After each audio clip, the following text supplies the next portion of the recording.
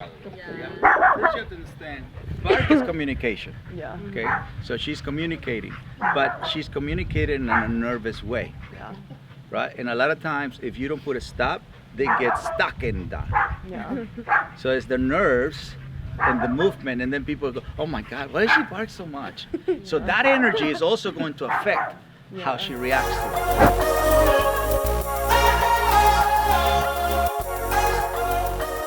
Today we're having someone that has a problem with her dog Millie.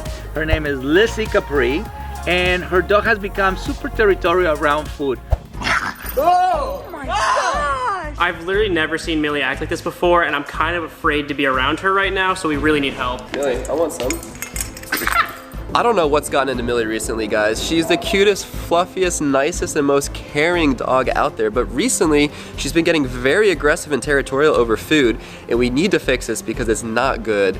Cesar, if you're watching this, please help us. Our little puppy needs help. I will actually show you why and how a dog becomes territorial over food and how we're gonna help the dog, obviously. But I'm super excited because this place is really about helping people understand how to connect, communicate, and have the most beautiful relationship with dogs, so you can have trust, respect, and love, so you can have a home where you feel safe, where you feel peace, where you feel love, where your dog actually understand not to overprotect the food that you just purchased. First you have to understand, bark is communication. Yeah. Okay, so she's communicating, but she's communicating in a nervous way, Yeah. right? And a lot of times, if you don't put a stop, they get stuck in that. Yeah. So it's the nerves and the movement, and then people go, "Oh my God, why does she bark so much?" So that energy is also going to affect how she reacts to it. Yeah. Okay. Hey. So when you approach, just give her a little bit of. So put him in the bubble so she can go back from whatever she's barking. But if you go from the back, she's barking, you are her. You say, stop, now, come on. Oh my God, it's so embarrassing. Oh my God, it's so embarrassing. Oh my God, stop. What is she barking? I don't know. What? So that energy is just gonna make her stay stuck. I was like, that sounds like us. That's exactly. But see, so you are her now and you are barking. So what I did, I said, came around and sent an energy to, like Tai Chi, right? You're sending energy to the dog. It's quiet first. And if they don't pick up on that, then you go, shh. And that's when I'm gonna make the attention to you. So once that attention is to you, then you move in. That's gonna make them go back. But if you are from the back, saying all this thing, you're pretty much barking with the dog. You understand? Yeah. So you're joining in, so you're heard. Stop, look what it feels, right? Yeah. So you're barking and I go, stop, oh my God, stop, my God, stop, oh my God, my neighbors are gonna hate me. All this thing, all this chaos, you are shooting in from the back. So even if I try to stop you and I come the same way you stop with the dog, I would just annoy you. Right? So you would be like, oh God, Cesar is just so annoying. Versus Cesar actually blocking, sending you to a calm state, so you can actually pay attention to a different choice. Yeah, you have to, even in food time, it has to be a ritual of discipline, and ritual of gratitude, and ritual of humble. So if you feed humble gratitude, then you create the proper discipline. It's like a temple, right? So when monks eat at a temple, they have a humble gratitude way of being. When humans eat here, they're not humble and not grateful. So here you got the smell here. She can't see it, so she got the smell. Right. Come over here. Then you ask the dog to follow you just by moving the food. Right. So that creates the activity of follow. See how she gets happy-go-lucky. Now you are controlling the game. Look where the eyes are gonna go.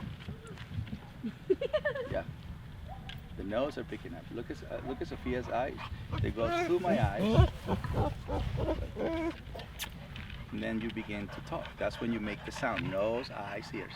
So the way a dog learns his name is the smell and the sight have to be first before the sound.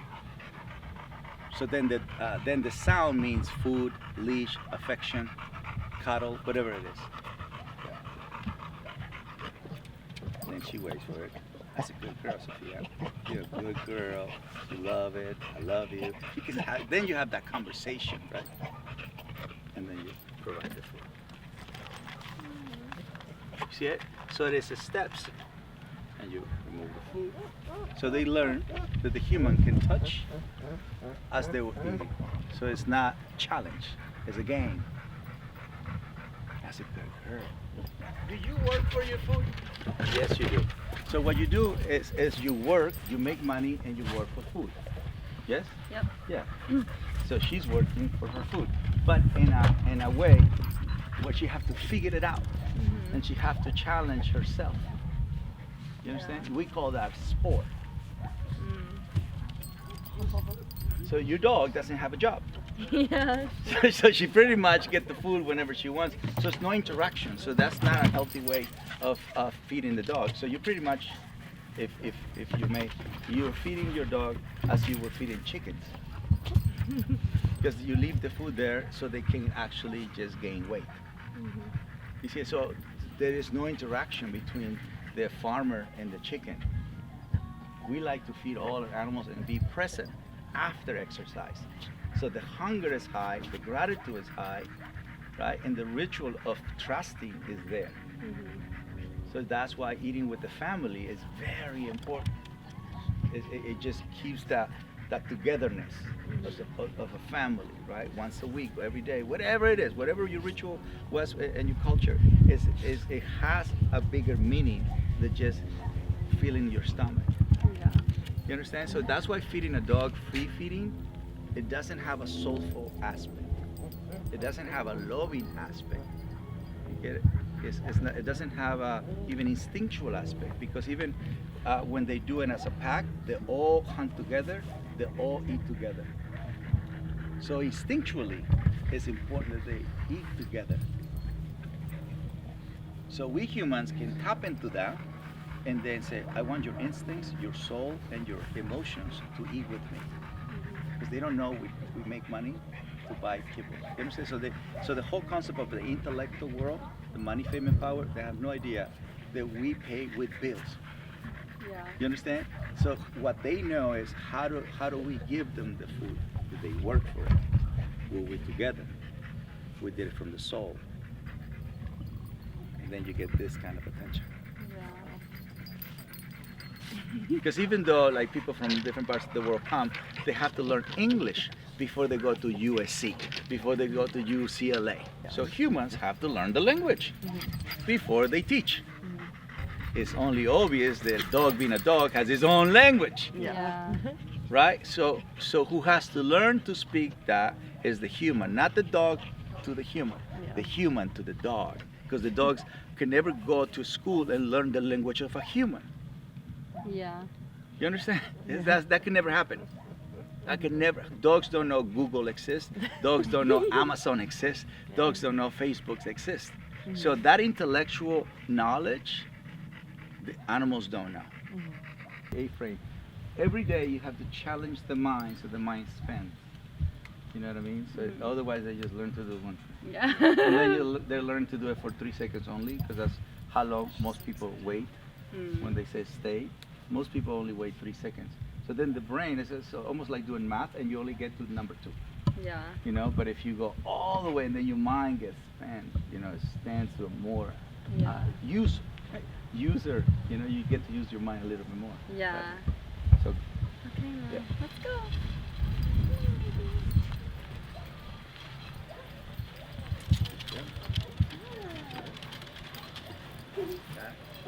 go to the other one. There you go. Oh. Her back legs, yeah, she needs a little bit more. Girl.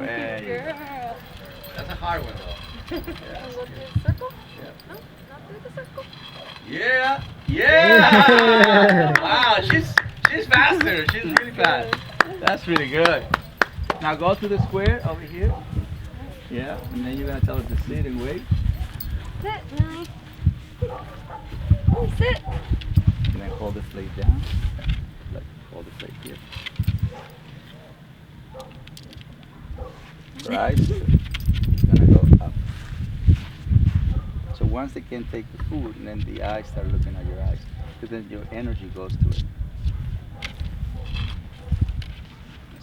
That's just right. That's really, there you go, right there, and then you feel. See there, so she went down and did this, and then you feel.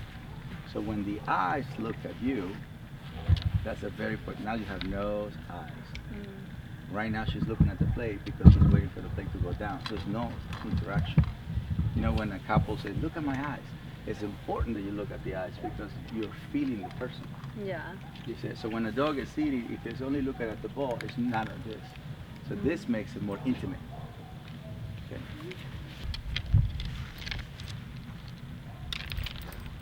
So you hold it so she can figure it out. Just, okay, I want that food, but I don't know how to get it, so I'm gonna wait. And then you see, watch the eyes.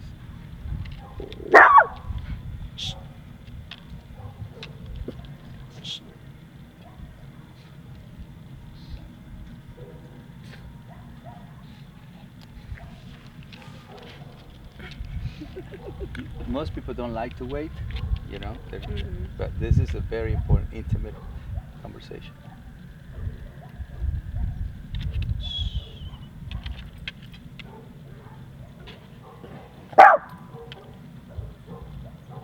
There you go. Right. See how the little eye goes? Think? Yeah. Then eventually she just stares at you, and you can hold that conversation for a long time. Yeah. So then when she goes to the door, she looks at you, not the door. So that's when she starts getting feedback from you. Because she's seeing and then she sees the mouth. Yeah. Versus just looking at your hand or the door. Yeah. Get it? Yeah. So this is how you make a dog go nose, eyes, and then ears.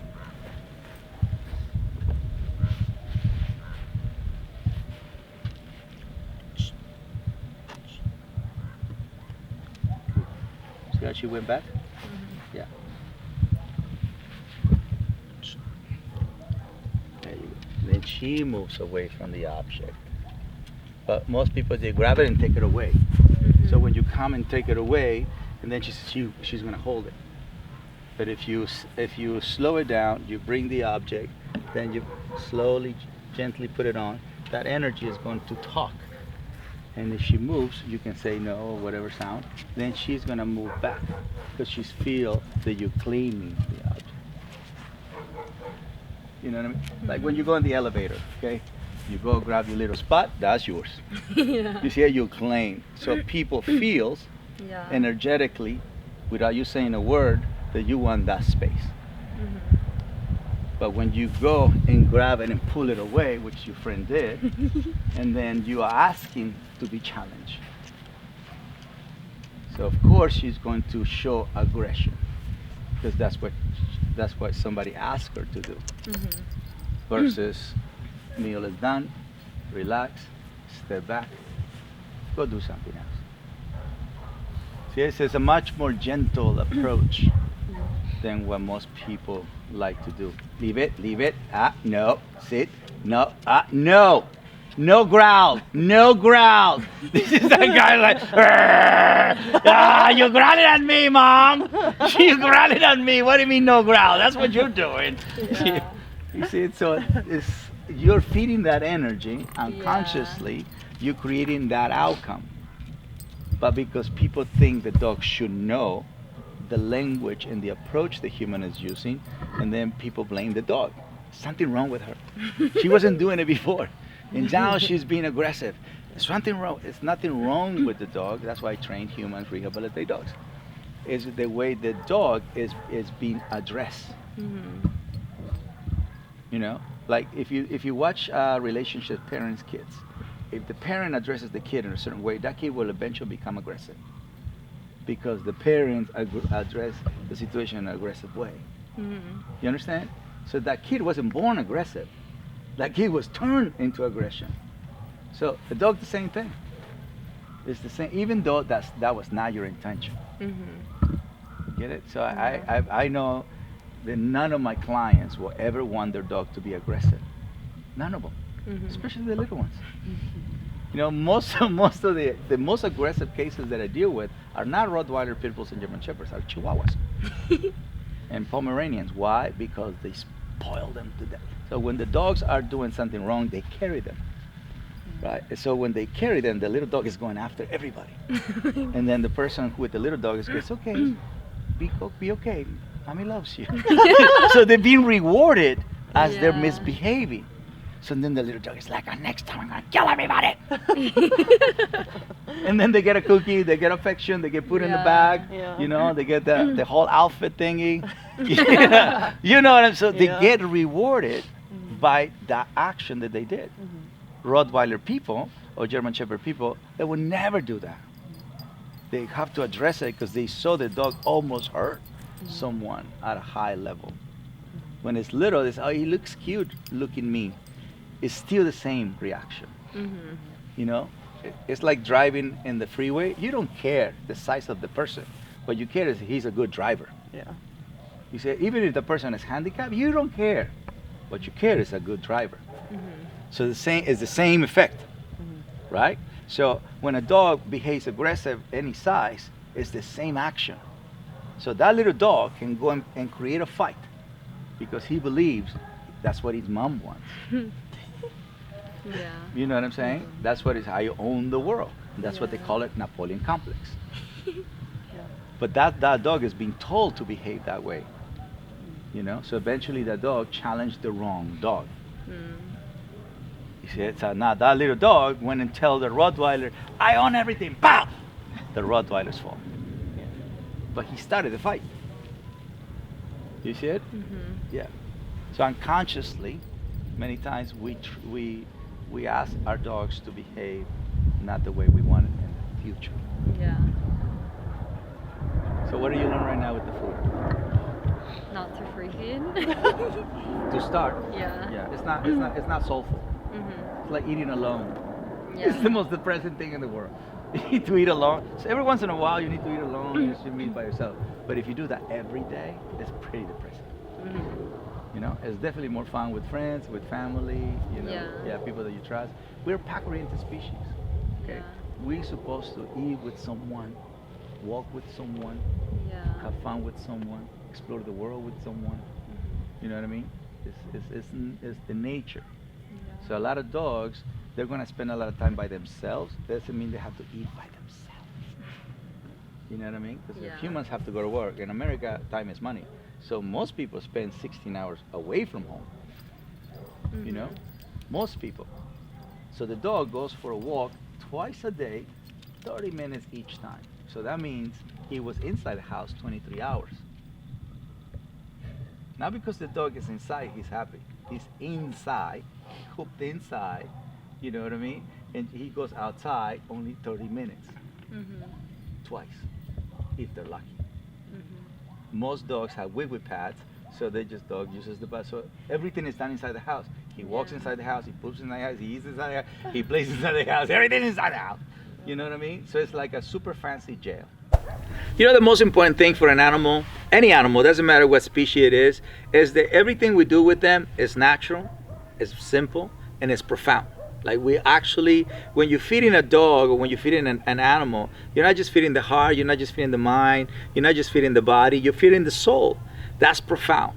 And you have to do it in a natural way, after exercise, after mental stimulation, after love, you know, formula, rituals, symbols, all of that, an animal takes it to heart. Not only takes it to heart, but he also absorbs it and feels it with the soul, with the spirit.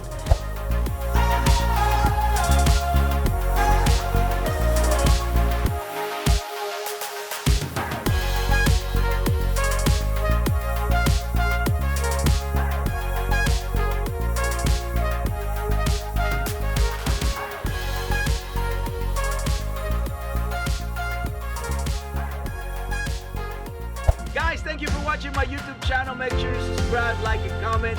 And most importantly, thank you for helping me to achieve better humans, better planet,